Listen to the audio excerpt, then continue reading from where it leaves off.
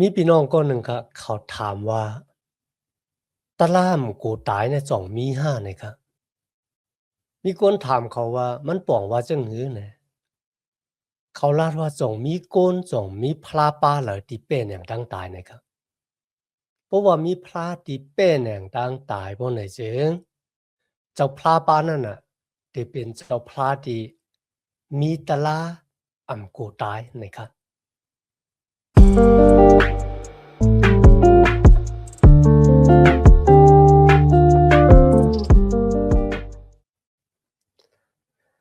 มาสงขลาพี่น้องผู้ถ่อมยินเสียงใต้ตีนับยำกุจกูปา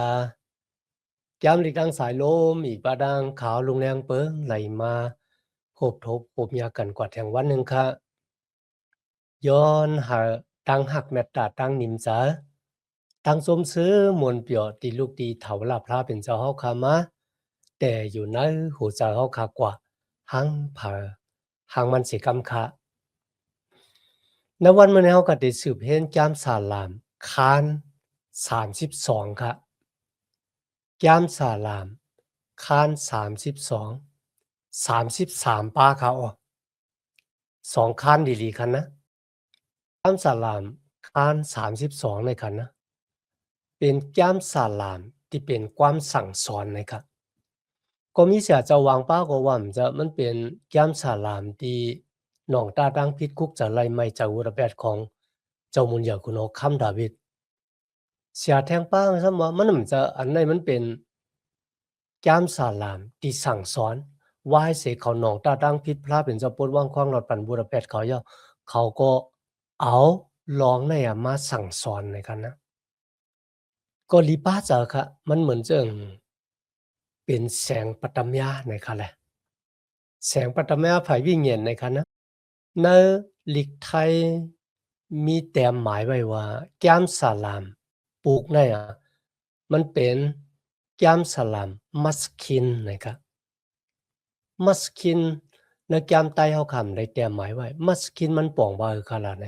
มันป้องว่าเป็นตั้งอันสั่งสอนอันนั้นก็ตั้งป้องแสงแรงจากในเขา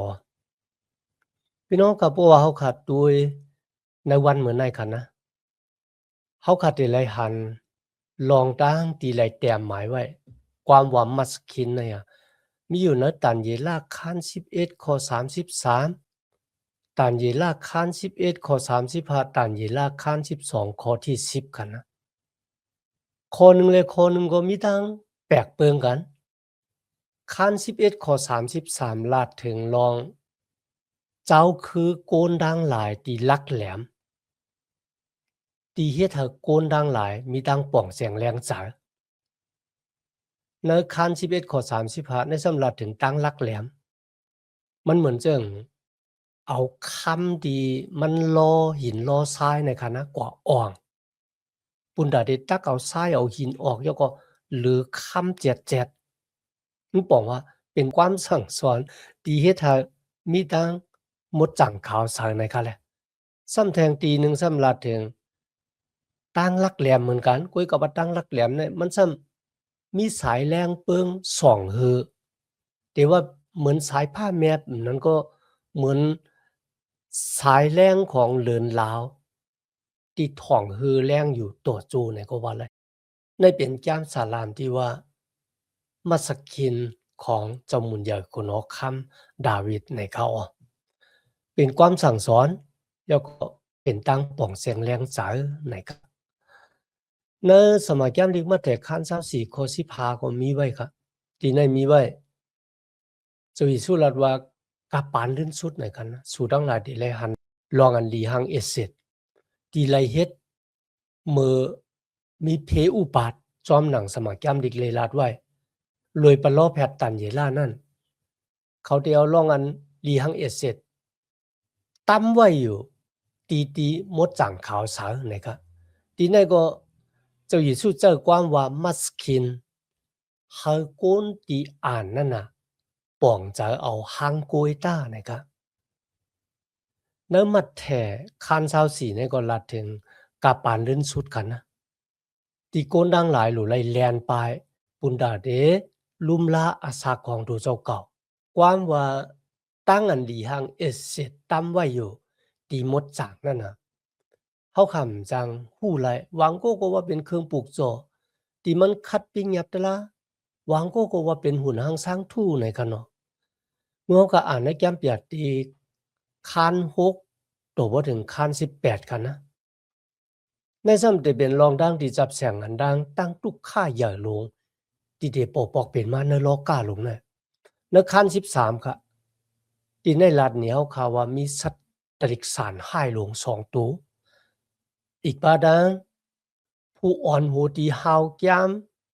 ที่ได้ปอกเป็นมาในโลกาเนี่ยค่ะในแก้มเปียดติกเตรียมไว้ว่า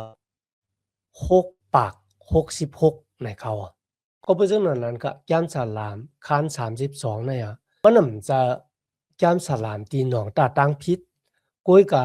เขาเลยขามตั้งอันพระเป็นเจ้าปดวังควางหลอดปันเย้าเดี๋ยวก็พระเป็นเจ้าให้เขาขึ้นเป็นโก้นเหมือนเก่าแต่ว่าลีสิอ่อนต้อนสิเก่าในก็เลยครับ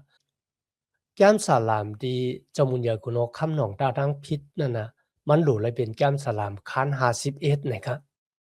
ข้อที่12-13ครับเนาะ ที่เจ้ามุญญากุโนคำดาวิลัดว่าแค้นโดเจ้าค่ะปานตั้งโจมซื้อมวลเปียวในตั้งเกจชดของข้าและหับขามค้าไว้เต็มอกเต็มใจของเจ้าเฮาในกันนะปอยเจ้ามุญญากุโนคำดาวิลัดว่าข้าได้สั่งสอนปันโกนดังหลายที่เขาเลยพิดเบิงตั้งพระเป็นเจ้าให้ขึ้นมาหาพระเป็นเจ้าก็เป็นเรื่องไหนครับแก้มสาลามขั้น32เนี่ยมันเป็นแก้มสาลามตั้งอันสั่งสอนปันอันจะแก้มสาลามตีจามุญญาคุณอคำดาวินนองตาตั้งพีในเก่าเขาคำมาด้วยขั้น32ข้อที่1กว่าวันตั้งค่ะเขาเชื่อนเลยขามตั้งอันป่วยรอดอเปียดปันเย้าอีกตั้งอเปียดเขาเลยขามตั้งอันห่มสุมไว้เจ้านั่นมีมังกลาพี่น้องค่ะมือลาถึงกดที่ไรขามตั้งอันพระเป็นเจ้าปดวางควางหลอดปันนั่นนะมีมังกลาในแกมลิกไทยได้ลาดว่ามีดังโจมซื้อมนเปียวนะครับกดที่พระเป็นเจ้าโถมแบดวัวละ8เขาค่ะนะมีดังโจมซื้อมนเปียวเมื่อลาถึงมีมังกลานั้นก็มีดังโจมซื้อมนเปียวให้เราค่ะคุกจะไล่แกมสลามขั้นที่1กันเนาะในแกมสลามขั้นที่1มีไว้ว่าโกติเอาตั้งอันกุนหมึกปันตั้งจามไปอยู่ในเส้นตั้งตั้งอันกุนหมึกปันตั้งจามจุกอยู่ที่โกนเฮ็ดบัวตะแปดแล้วก็นั่งอยู่ที่โกนตีจางถางเลขหลู่หลายเปิ้นในกันนะมันบอกว่าเป็นอสักด้านที่เต็มทนเป็นอสักด้านที่เปียว่าพิสุมคำในพวกเขาการลาถึงอสักด้านที่เต็มทนเปียว่าพิสุมเนี่ยมีคนก็เหรอคะเนาะปกติลาซื่อๆก็มันเหมือนเจิงแก้มสลามขั้นหนึ่งลาถึงเจ้าเยซูคริสต์ว่าเป็นคนที่มีอสักที่เปียว่าพิสุมเต็มทนกว่าจุกนาง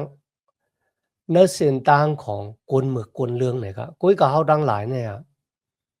จะเรื่องหนังนั้นแล้วก็แทงคอหนึ่งนะแก้มสลามขั้นที่1มีไว้ว่ากุ้ยกับเขามีดังโจมซื้อมนเปียวอยู่นะปิ้งหยับจะลาพระเป็นจ้าพี่น้องข่าววางว่าเขาบอกเขามีดังโจมซื้อมนเปียวนะปิ้งหยับจะลาพระเป็นเจ้ากาก็เป็นจังไหนในก็มันก็เยื่องถึงเจ้าเยซูคริสต์ที่มีดังโจมซื้อมนเปียวอยู่ในปิ้งหยับตลาของพระเป็นเจ้าก็เป็นจังครับก็เป็นว่าว่าได้เป็นตั้งอันกำจ้างซ้อมหนังปิ้งหยับตลาสิป้าเนี่ยค่ะแหละว่าได้เป็นตั้งอันเฮ็ดซ้อมหนังทุ่งพิงตลาค่ะนะลองทางซื้อเนี่ยมันก็จอยเฮาค่ะเนี่ยมีตังโจมซื้อมนเปียวหรือสินั้นเหมือนกันในแก้มกะละที่คาน3ข้อที่10กันนะก็ปือว่าผู้ว่ากุนก็หลาอิงปึงตั้งกำตั้งจ้างซ้อมหนังปิ้งหยับตลาบ่ไหนกุนก็นั่นติเลยขำดังอันกินว่ามันบอกว่ามีคนก็ล่ะที่เป็นคนที่เต็มทนในปิ้งหยับตลาพระเป็นเจ้าเพราะว่าเขากำจ้างไรลีน่ะพิษเสคอว่าไหนจึง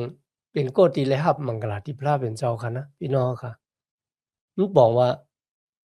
เฮาข้าก็มีอาขว้างที่ได้สั่งเจ้าเยซูเฮาออกตั้งอันเจ้าเยซูนั่งอยู่ภายขวามือพระเป็นเจ้าค่ะนะออกมาที่นั่นน่ะมันเป็นที่นั่งของข้าเนี่ยก็เพราะฉะนั้นครับเมื่อลาถึงตั้งอันมีมังกลาเนี่ยเฮ็ดให้เฮาข้าคุกจะไลเจ้าเยซูคริสต์ที่เป็นก็ที่มีมังกลาเป็นก็ที่มีตังโจมซื่อมนเปียวแต่ว่ากันเนาะในข้อที่2ครับก็อันกลางหลอดตั้งอันเถาลาพระต่างอเปียดแลอันมีจะเฉพาะอันจังเป็ดจังเหรียญนั่นมีมังกลาอ๋อกลางหลอดตั้งอันเถาลาพระเป็นเจ้าต่างอเปียดไหนกันนะพี่น้องก็เฮาบ่มีค่ะเขาเป็นคนมีบทแปดคุยกันในวันเหมือนแน่เขาเป็นคนที่งดจังขาสายป่นบทแปดไรก็ปือว่ามีลูกเจ้าเยซูคริสต์ไหลมาข้ามตามบทแปด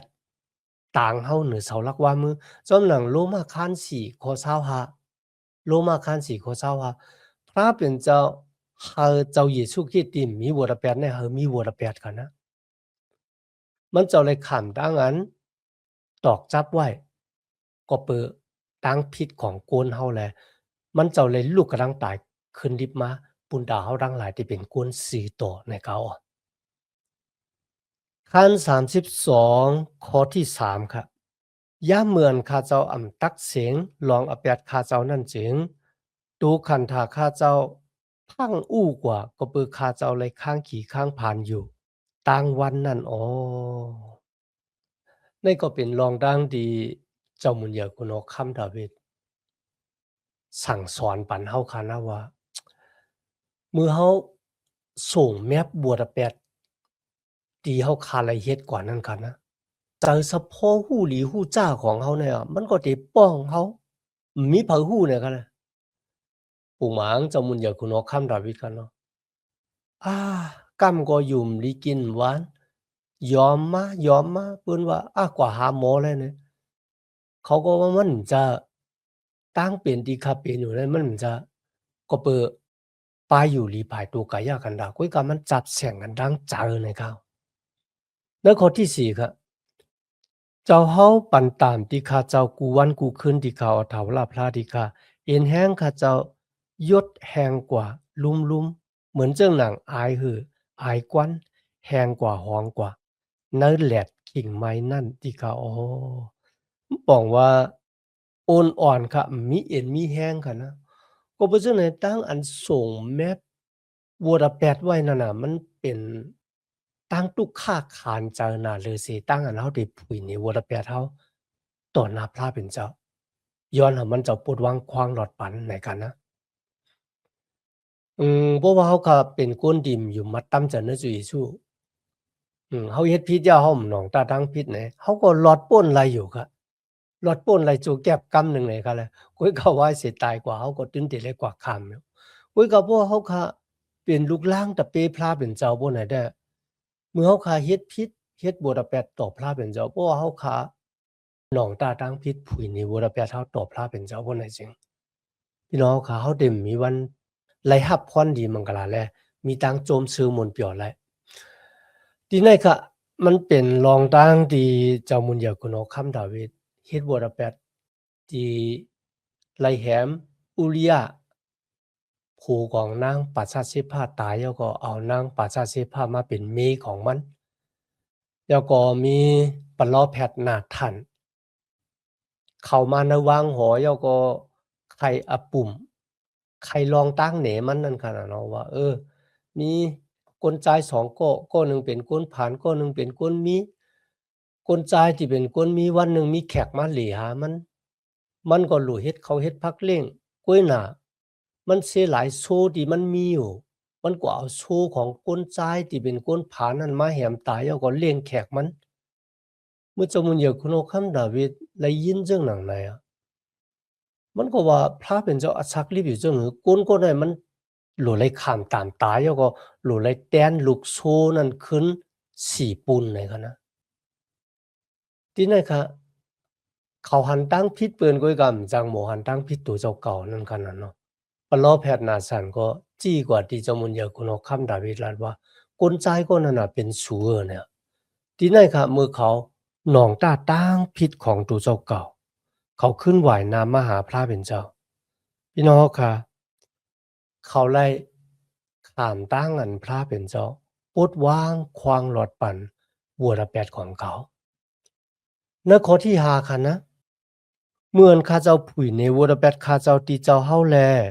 ข้าเจ้าเสืองแมบตู้จะเลือกอแปดข้าเจ้าไว้ดีค่ะข้าเจ้าเล่าลาดแล้วว่าข้าเจ้าตักเตผุยในรองตั้งอันข้าเจ้าป่นหรือนั่นแหละต้องป่านตีเถาวราพระอว่าหนังไหนอ้อเจ้าเฮาก็ปล่อยรอดอแปดข้าเจ้าตั้งเซงตั้งหลวงอ้อเฮ็ดเอาค่ะคุกจะไร1ยูหันคัน1ข้อ9บ่สูดังหลายบ่สูดังหลายผุยในวัวระแปดของสูพระเป็นเจ้าเป็นเจ้าอันซื้อโยซื้อต่อก็ได้ปลดวางควางรอดปันวัวระแปด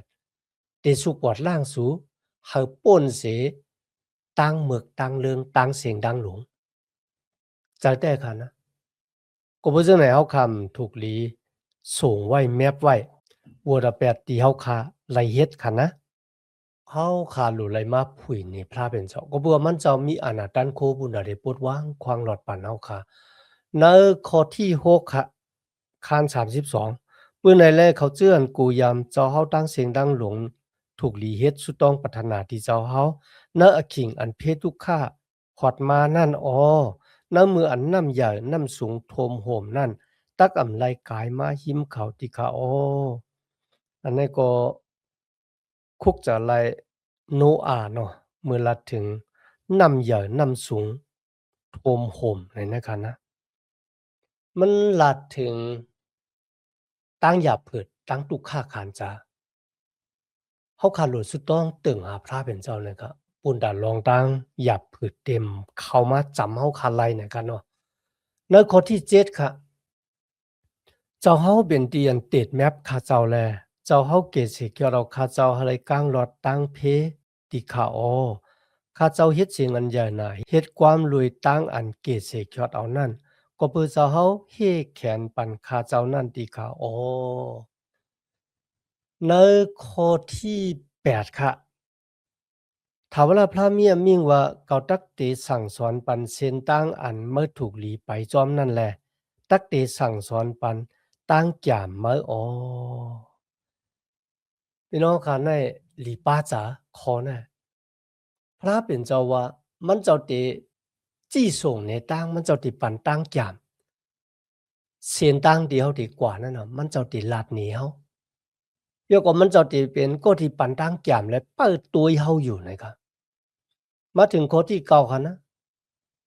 อย่าไปเป็นเรื่องหนังมาตั้งรอลาอันนั้นมีหยังเป็นหยังนั้นเขานั้นบ่ยังเอากือใส่ไว้ที่ศพมันห่างสายกักและตึดจันจึงเขาแงะอยู่ในมือมันเป็นความหั้นฟังสติปันสติค่ะนะว่า เฮาอย่าไปโหนกเหมือนเรื่องหนังสัตว์ติกสารรู้แล้วเอากักเอากือมาใส่ในกันนะมือพระเป็นเจ้าชอบแซบลัดนี้เฮาว่าลูกก็อย่าไปกว่าตั้งไหนเนี่ยเฮาก็อย่าไปตับหลูกเป้าเฮาพระเป็นเจ้าเฮาทบเพเอาแลจังไกหนองตาตั้งพิษในหมู่จังในกันนะเฮาคันรู้เลยเป็นก็ติวางง่ายนั่นค่ะนะในข้อที่10 11ค่ะ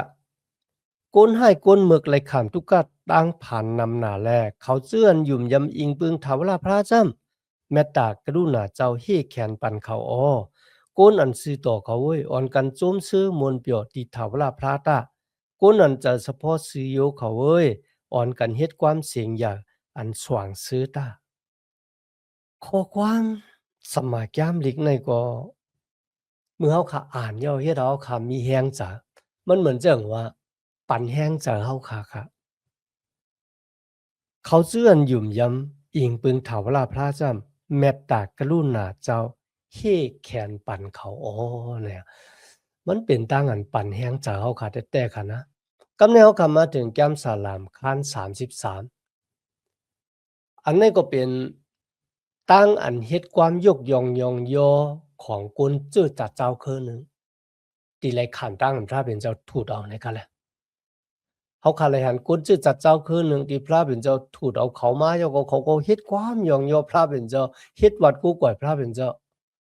เขาเฮ็ดวัดกู้ก่อยพระเป็นเจ้าว่าพระเป็นเจ้าเนี่ยเป็นพระเป็นเจ้าพวนผ่านช้างพวนอุปปึงพ้องง้ำพวนเกกยอดพวนจีอย่างตะล่าเนี่ยยกยองพระเป็นเจ้าสูงแต่สูงว่าค่ะนะว่าพระเป็นเจ้าของเขาค่ะเนี่ยมีผู้ละติดแตกหนึงตึงกันดังมันเจ้าไรในเขาหรือฉะนั้นมันก็แก้มสลามคัน33เนี่ยเขาขาไรหันตั้งอันเจ้าเสียงกองมองแวงไหนค่ะแหละ ตั้งอันเล็กติ่งยกยองยองยอเถาลาพระเป็นเจ้าในข้อที่หนึ่งครับกูนันซื้อต่อเขาเว้ยอ่อนกันเฮ็ดความอันสว่างอันซื้อที่เถาลาพระตาสู่เจื้ออันถ่อมเอามันเจ้านั่นเขาเว้ยยองยอมันเจ้าตาในข้อที่สองครับอ่อนกันเล็ดติ่งเสแลยองยอเกจูเถาลาพระตาเอาติ่งอันมีสาย10เซนนั่นเสแลเฮ็ดความโทปัญนาตาเอาติ่งอันมีสาย10เซนเข้ามานะ อาจเป็นเหมือนเรื่องหนังจ้องของเมืองมารกันเนาะอันนั้นน่ะมี30-40เซนรู้ก่อนค่ะนะเฮาป้ากันมาเลียดติ่งแล้วก็ยกยองยองยอถาวลาพระเป็นเจ้าขั้น33ข้อที่3อ่อนกันเฮ็ดความอันใหม่ที่มันเจ้าตาอ่อนกันเลียดติ่งเสียงดีเสียงหวานเสียแลห้องเปล่าเสียงอันใหญ่หน้าตาเฮ็ดความอันใหม่เขาว่าที่ไหนว่าเฮาห้องความเฮ็ดความปลูกใหม่ mới hết quan phục mở này hết đóค่ะคุกจะเลยแก้มเปียติกคานหาข้อที่เก่าค่ะนะแก้มเปียติกคานหาข้อที่เก่าค่ะเขาอ่อนกันเฮ็ดความเหม่ออยู่เลยว่าเจ้าเฮาถึกขามเอาเกณฑ์ดิกนั่นเฮาเลยกอกแปดแลผุยตันสิกเจ้านั่นอ้อลองมันจ้ำเจ้าเฮาขามตั้งตายเสียแล้วเอาตั้งเลือดเจ้าเฮานั่นถูดเอาก้นดังหลายกันเอ้ยก้นกูเมืองก้นกูคืออันลัดความภาษากูเมียวเจอนั่นปุนพลาเป็นเจ้าเย้าอ้ออันนี้เป็นความเหม่อในคะนะตั้งเกสู่พระเป็นเจ้าเป็นด้านยุกยองยองยอจุยสู่ว่ามันจะเป็นเจ้าที่ถูดเอาโกนกามีดังเสียงดังหลงมันจะเป็นเจ้าที่กึ่งทึกปุนดาเดกอกตัดสิกนั่นออกเป็นตั้งอันเฮ็ดความปลูกเหม่อยองยอเถาลาพระเป็นเจ้าแก้มเปียติคาน14ข้อที่3กุนแสนปลาย44,000เฮงก็นั่นจุกอยู่กดีภายนาปลางเจ้าอีกตั้งกดีภายนาตูสัตวะอันอสักลิบอยู่4 ตัวอีกตั้งกดีภายนาโกนันอสักอย่าซื้อนั่นแหละเฮ็ดความอันใหม่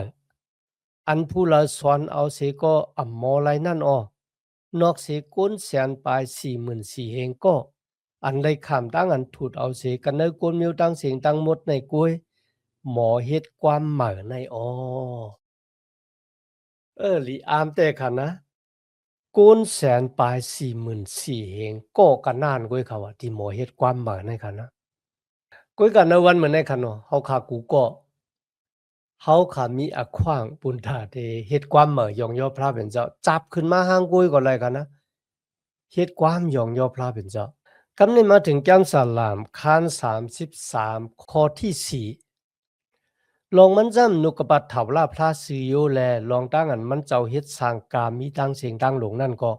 เป็นตั้งสิทธาตราออในข้อที่6ค่ะเถาลาพระเอาตั้งนุกบาดมันเจ้าแลผ่านสร้างเฮ็ดเป็นผ้ากลางหาวออลื่นลาวกลางวันเจ้านั่นก็เลยข้ามตั้งอันเฮ็ดเป็นกอบรวยความออกศพเจ้าอ้อ ลุยโคความของพระเป็นเจ้าผ้ากลางหาวและขามดังอันผ่านสร้างเฮ็ดเป็นมาเนี่ยครับก็เพราะฉะนั้นโคความพระเป็นเจ้าสมาแก้มดีของพระเป็นเจ้ามันมีอสักลิบอยู่แต่ค่ะนะและหมอปันอสักมันป๋องหมอเล็กไรค่ายปูดปันอสักกูนเฮาเยาก็มีอานาเหมือนพุงดันโคอย่างเมียสูงสุดต่อจุพี่น้องเป็นใจด้วยเขาของโกนค่ะนะโกนเฮ็ดความเนี่ยข้าได้มันไปยามหันกุ้ยน่ะว่ามีเสียป้าหนึ่งเขาลาดว่าเขายามกว่าทอมโกนดีห้องความค่ะนะดีเสียงหลีเนี่ยค่ะแหละมันห้องแสนเฮ็ดความเนี่ยเฮ็ดเธอกอกผ่านแตกค่ะว่าพี่น้องค่ะกุ้ยก็เสียงของพระเป็นเจ้าขอความพระเป็นเจ้าจะบุญตาได้ย่าลูกย่าแล้วกุ้ยก็เป็นตั้งอันผ่านสร้างเฮ็ดเป็นมาจอมหนังที่มีนะสมัยแก้มดีแก้มเอากำพากันเฮาตั้งแรงป่อเป็นมาเนี่ยตั้งแรงก็ป่อเป็นมา อันนี้เป็นข้อความของพระเป็นเจ้าค่ะนะในข้อที่10ครับถ้าว่าพระเปรตแปดตั้งอันมียวโกนดังหลายเติ่งปังลาจานั่นแหละมันเจ้าย่าแปดตั้งอันโกนดังหลายแก่มปองนั่นอ๋อที่ไหนค่ะที่ลุมกุลาตอเมริกาค่ะนะ UN ไหนคะเนาะ United Nation เขาติเตรียมไว้ในลุมนั่นน่ะเขาเอาข้อความในอิสยาห์คาน2ข้อที่4อิสยาห์คาน2ข้อที่4เตรียมไว้ว่าเขาทั้งหลายที่เขียนแล้วของเขาเนี่ยค่ะนะเขาเป็นไถปุณดาที่ไถนะที่เขียนหอกเขาเนี่ยเขาเป็นเขี้ยวอะกูนจื้อจัดหนึ่งเลยตั้งจื้อจัดหนึ่งก็เต็มตึกโตกันแทงว่ะพี่น้องค่ะอันนั้นมันมีอยู่ในลุมกุลาดอเมริกากันนะคุยกันนะวันมื้อนี้เขาค่ะหันว่ากุลาดอเมริกาก็เลยจอยกันนะจอมหนังที่เขาค่ะหันนะปี2026เนี่ยค่ะนะมันน่ะมันจะเขาเขียนหลาบเขียนแล้วเขาเป็นไถค่ะนะคุยกับเขาเขียนกันน่ะอเมริกันอิสราเอลเขียนอิหร่านก็เขียนคนอาหรับ6เมืองค่ะเนาะที่อยู่หิมน้ำปังหลายในสมัยยามเด็กในจึงรัดว่าพระเป็นเจ้าเฮาตั้งอันเขาปันตั้งจามตั้งปองกันนั่นน่ะอำเป็นอักยูอีสังในคันนะสลาม33ข้อที่10กันเนาะมิวกุนอันพระเป็นเจ้าเป็นเถาล่าพระเขากุนตั้งหลายอันมันเจ้าเลือกเอาไว้เฮาเป็นกุนมันเจ้าซื่อนั้นมีมังกลาวอันโลอันนั้นนะข้าใครหามีแต้มหมายไว้ในลุมของจื้อตัดเจ้าคือกวนกูคือกันเนาะ มีโกนนั่นพระเป็นเจ้าเลิกเขาไว้นั่นนะเป็นกนมันเจ้าอะกนจะไหนมีมั่งกล่าวนะครับคนใต้เฮาเขาก็เหมือนกันครับนะเพราะว่าเฮาเขาเป็นโกตีพระเป็นเจ้าเลิกเก็บเอาเฮานี่ครับนะเขาจะเป็นคนจื้อจัดเจ้าคือตีเลยรับพรหลีมังกลาแต่ว่าก็บ่พระเป็นเจ้าบ้านให้เป็นพระผู้ใหญ่แม้และสูงสุดครับนะในแก้มสลามคัน33ข้อ13คันนะพระเป็นเจ้าอยู่ที่เมืองกลางหาวพุ่นน่ะหลอมตุยลงมาถ้าเวลาพระอยู่กันเนอผุ่งกลางหาวรู้ด้วยแลหันก้นโลกี่ตั้งเสียงตั้งหลวงอ้อว่ะคุณโอคำต่อทุกคิดตาค่ะนะมีพลาติเดลอดป้นสายตาของพระเป็นเจ้าไรมีตีแมบค่ะนะผ้ากลางหาวเป็นปลางตีนางเนอลินเมืองในเป็นตีตั้มตินแค่ตินมันเจ้ากันนานก้วยเนี่ยมาถึง33ข้อ16ค่ะนะคุณโอคำป้าละเสียมว่าไรเป้แหน่งก็เปิดตับซึกมันอันแห้งตันคูอย่างนั้นก้นซึกก็ละเสก็อำจังเป้จางแหน่งก็เปิดเอ็นแห้งตู่เจ้าเก่านั่นพี่น้องค่ะที่ในคุกจะไล่คุณหอคำนาโปเลียนของฝรั่งเศสกันนะนาโปเลียนนะครับนะเมืองพลานซ์ฝรั่งเศสลาดว่าป้อยตึกปังตึกตีเลยก็ย่อเพราะว่าโกนก้นนั่นน่ะมีตับซึกใหญ่ตับซึกหลวงมีโกนหนำมีหลักหนักใหญ่นั่นน่ะมันตึนเป้นะครับก้อยก็มีวันหนึ่งค่ะนะคุณหอคำนาโปเลียนเนี่ยมันมีตับซึกใหญ่ได้ใหญ่ว่ามันกว่าตึกที่วอเตอร์ลูนะครับที่นั่นค่ะนะมันตกซุ่มค่ะมันแม่นจอมหนังสมัยแก้มดีของพระเป็นเจ้าลาดไว้ค่ะเนาะในข้อที่18ครับถ้าเวลาพระเปิ้ลรู้เปิ้ลด้วยกติเขาเจื้อนถ่อมเอามันเจ้าเขาเจื้อนยุ่มยำอิงปึงเมตตากรุณามันเจ้าจื้อนั่นอ๋อเป็นข้อความที่เข้มยากมันเจ้าเปิ้ลรู้เปิ้ลด้วยก็ดีถ่อมเอาความมันเจ้าก็ดีอิงปึงเมตตากรุณามันเจ้านะครับในข้อที่21ครับพี่น้องครับ ก็เปออันเฮาหยุ่มยำอิงปึงนามาชื่อเสียงอันมดจางเจ้านั่นแลโหเจอมีดังอันจมเชอดีเถาลาพระอ๋อต่างเกจูพระเป็นเจ้าเพราะว่าเฮาค่ะอ่านในสมัยยามลิกในเฮ็ดเฮาค่ะมีตังโจมเชอแต่ก็ที่อิงปึงอาโกพระเป็นเจ้าในคารุติเนแลดว่านะก็บ่ซึ่งนั้นครับเพราะว่าเฮาค่ะมาอ่านแก้มสาลามแหนเฮาก็ได้มีตังโจมเชอหมุนเปียวไหลหันตั้งหักเมตตาของพระเป็นเจ้า เลยเฮ็ดให้เฮาค่ะมีตั้งศึกสำจำใจจอมพระเป็นเจ้านำมาก็เพื่อเฮารู้ว่าพระเป็นเจ้าปานน่ะเป็นพระที่ศักดิ์สิทธิ์อยู่แล้วก็เคารพต่อเฮาแล้วก็เขาปันพรดีมั่งล่ะที่เฮาค่ะเนาะ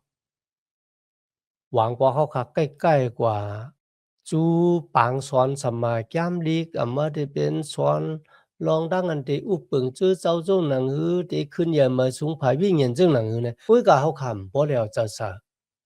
นำคำตะลาพระเป็นเจ้าพี่น้องค่ะตั้งศึกสำจำเจ้าตั้งพระเป็นเจ้ามันก็บ่หลีเพราะว่าตั้งศึกสำจำเจ้าตั้งพระเป็นเจ้าหลีตั้งหยาบผืดที่ปอปอกเป็นมาเนิ่นนาหอนาเฮิรนนาจื้อเจ้าเนิ่นนาที่การงานเฮาก็บ่ฮู้ที่แก่ลิจึงหนังหือก็เพราะฉะนั้นนำปัดหนึ่งเนี่ยเฮาคารู้เลยมาอ่านนำคำตะลาพระเป็นเจ้าแล้วก็อิงปึงอากูมันเจ้าปุณตาเฮาค่ะตีไลมีตังโจมเสือมวลเปียวตีลูกตีเฒ่าลาพระเป็นเจ้ามากค่ะมีดังนั้นต่างเกจูพระเป็นเจ้าอย่างนั้นณวันเมื่อไหร่ที่เห็นยามดีกว่าสองกันตัวบ่ถึงอาเกียงโอกาสสุดเสียงกว่ากันเนาะย้อนหาตั้งหักเมตตาตั้งนิมจาตั้งโจมเสือมวลเปียวตีลูกตีเฒ่าลาพระเป็นเจ้าค่ะมาแต่อยู่ในหูเจ้าค่ะกว่าหังเผอหังมันสิกรรมค่ะเมื่อสุงค่า